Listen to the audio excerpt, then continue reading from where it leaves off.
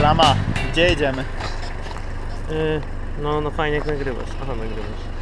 Jedziemy, proszę Ciebie, na Ukrainę. Co tam będziemy robić? Tam będziemy tydzień czasu. Co tam będziemy? Nie ile będziemy tam robić.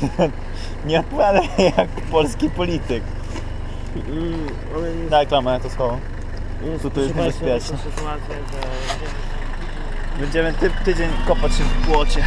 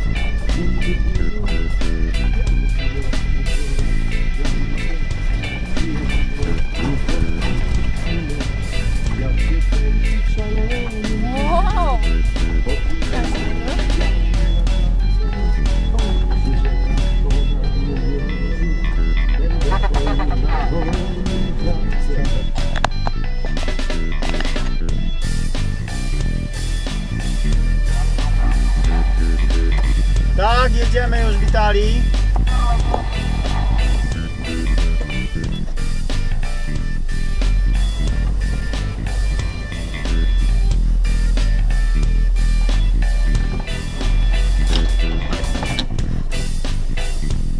Co źle pojechaliśmy? Dobra. Pokażę sobie auto.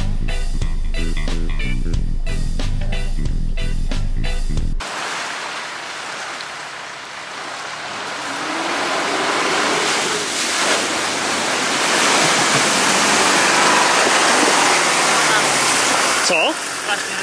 Wiem, aż buczy.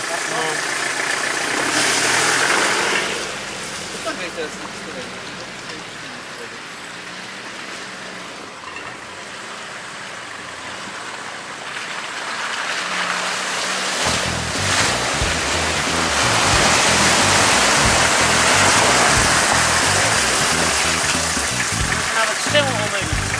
To fajnie funkcjonowało.